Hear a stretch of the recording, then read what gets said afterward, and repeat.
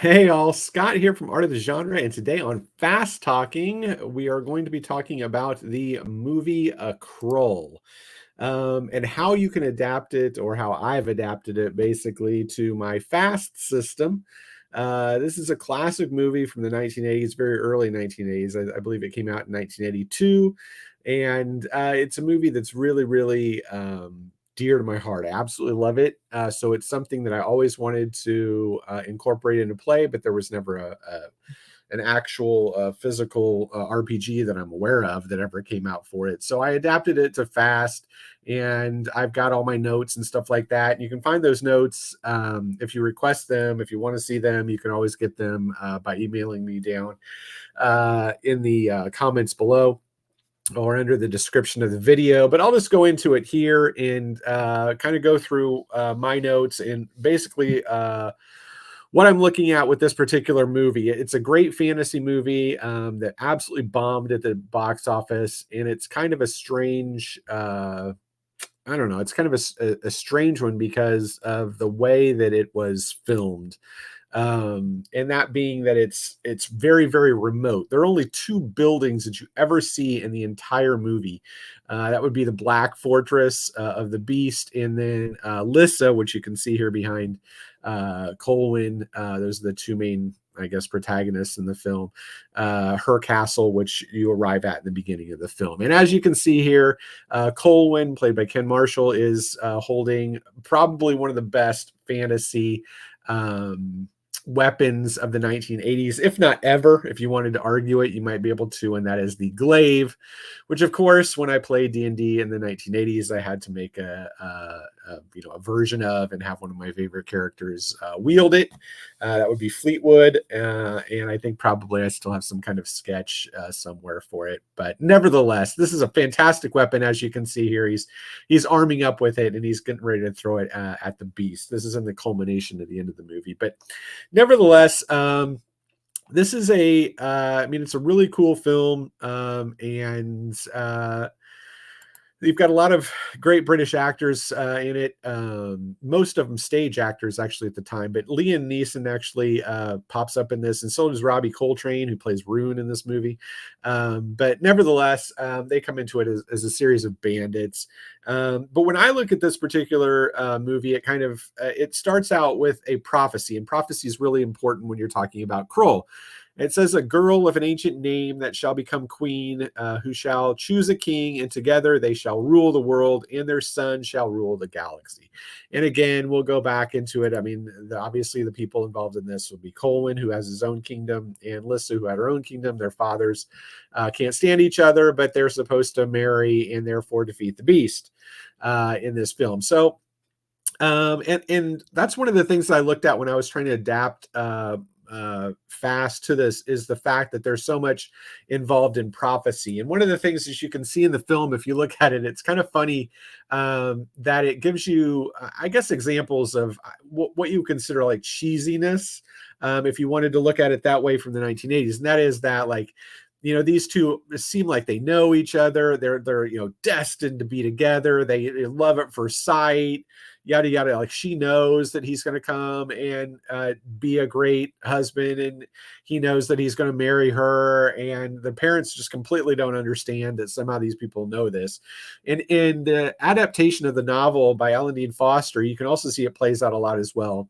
And it just comes into this thing where you see, like, somebody like, I knew you in that moment, and I loved you, and I've loved you for all time.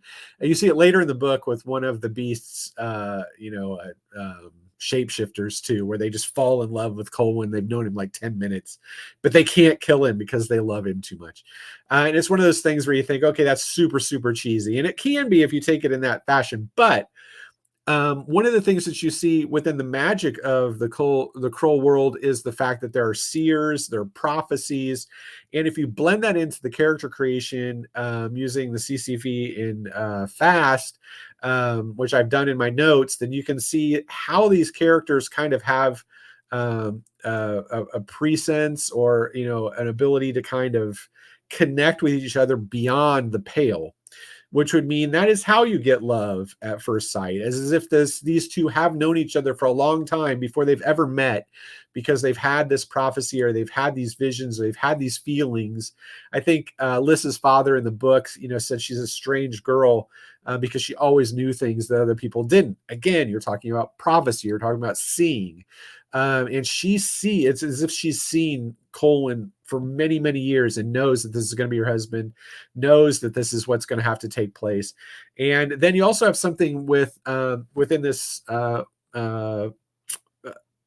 movie as well, in this setting, and that is that you have the Cyclopses, and the Cyclopses are about prophecy as well, and it's why they're missing one of their eyes, because they got to see the future. Of course, the only future that the Beast, who they made the deal with, allowed them to see was their own death. And this is something that you have to put into the notes as well when you're doing this into Fast. And I think I came up with a pretty neat wrinkle for how to play one of these characters when you know when you're going to die, and then how you can kind of survive up to that point. So that's also in the notes as well, going through the Fast system. But nevertheless, like I said, we see Liam Neeson, we see Colin, and he has to go on this quest to not only find the glaive, which is very, very easy to do, other than climbing some mountains, which is free climbing in the movie. And he actually did it. The actor actually did it, Ken Marshall. And I cannot believe they put this guy out doing these climbs when he was a stage actor. I mean, if you want to ruin your movie, just have somebody climb like that, because they're probably going to get hurt. Thank God he didn't, but nevertheless, it's crazy. And here again, these are the cast of characters here. You can see, the Liam's back there as well. You can see Ynir, the healer, and in that I've also had to address healing, because there isn't magical healing in this, but there are poultices and potions and stuff like that, which healers have the ability to do. You can see the young kid here, Titch, who was actually my age when this movie was made. So Titch and I are actually the same age. So he would be 52, coming up on 52 right now, this little kid, when this movie was made. And then you can see Arago the Magnificent all the way to the left, and he is the wizard. He's a transmuter. So the magic that you have in this system would be divination, because that's all of your seeing and prophecy, which I had to put into the Fast system in a new quad. And then you can see transmutation, which I also had to put in as well, because I had never allowed that. And then you can see also here is Rel the Cyclops with his trident, which is just awesome in the game as well. So I've added some new weapons and new wrinkles, because they use really badass. The bandits in here use really badass axes that they throw, but they're like two-handed axes. So that's in there, and I've kind of modified the armors and stuff like that. And anyway, here's Lissa, who was a huge crush of mine when I was young. This is played by actress Lissa Anthony. And I have had so many Lissas in my games. I did an entire article in 2009 called Art Evolution, which I had artists from all over the fantasy realm, Elmore, Easley, all these guys, Brahm, do a picture of a character named Lissa after this particular character in the book. But nevertheless, she's captured by the Beast, and then you have to go get her. Here is the Beast, obviously a crazy looking thing. And he is kind of the overlord of, what you have to go against in the book. This is his Black Fortress. It moves every morning to a different location. And so you have to keep that kind of in play. If you're playing a standardized campaign of like just replaying the movie, which I do not do, and here are the Beast Slayers, which are awesome. They have swords that they like fire out a charge on the back, like the hilt of the swords first, and then like flip them around and fight you with their swords. And those, I had to create those. There's Black Slayers, so there's the White Slayers. They have like armor, and their armor is kind of organic. And then they have these, if you kill them, like these little sluggy things like come out of their heads and goes under the ground. I've explained all that. And I say that they're actually kind of regrown by the Beast in the forest, or in the fortress. So you keep that in mind as well. But it just gives you a lot of really cool things, and the shapeshifters as well. When I play this, I advance the storyline, and I have this son that's talked about in the prophecy. who's supposed to rule the galaxy. He actually goes to retrieve the glaive, which was destroyed in the Black Fortress. So he goes back there trying to find it, and when he does, he's corrupted by the power of the beast, which is still lurking in those ruins. And therefore, he's going to rule the galaxy in an evil fashion as kind of an incarnation of the beast. And then he has a younger sister who was taken away and is currently with Titch. That you see the young boy that was there that's now old or older, and he is both a seer and a transmuter, so he's very powerful, kind of a Gandalfian character.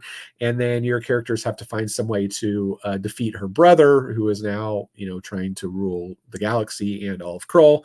And then I've added in a few new layers of epic weapons to kind of match the glaive. But you can still find the glaive as well because it's still available. It only comes to those who are chosen to wield it. But nevertheless, that also brings back these slayers, which are so awesome to use. And the other particular powers of the beast you can see here as well are seers. This is a one of the shapeshifters who's getting ready to kill the Emerald Seer. And this is the old man to the right. And then you can see this is the he's going to come in and do that as well. But nevertheless, those are great because it's always fun to use like a doppelganger or a shapeshifter, which I've put into the notes as well. And another thing that's cool, you can see when these guys fight, this is kind of an animated section here. This is Colwyn fighting against one of the Slayers. But you can see there's sparks coming off of the things when they fight, the weapons going against each other. And those sparks are basically the inherent magic between humanity and the evil of the beast. So you can kind of, depending on what your character is and how much CCV you have, you can actually charge your weapons up and do a little more damage, which is also a cool wrinkle within this. Again, I've talked about the way that the Cyclopses are used. Typically, what I've done with those is you take a D10, which is all you use in fast, and then you roll it and then add 2 to it, and whatever that is the max level that a Cyclops could be. When he hits that max level, that is the level he has to die, and he either has to walk away and die peacefully, or he can die painfully by continuing on with the party and gaining experience, but when he gets to next levels, when he would die. So it's really, really a cool wrinkle that you can put into the game as well. Obviously in the movie, one of the best scenes that you'll see are when the company finds the fire mirrors. You can see one of the axes here on one of the guys' backs too. They use whips, which I've got, nets, which are in there. I've added those in as well into the notes section. But the fire mirrors, they can travel 1,000 leagues in a day and go like through the air and whatever. So they had to get to the Dark Fortress because it was in the Iron Desert at the time. And then I've done basically, what I could with the various monsters that you see in there. This is a giant spider, which is in the book as well.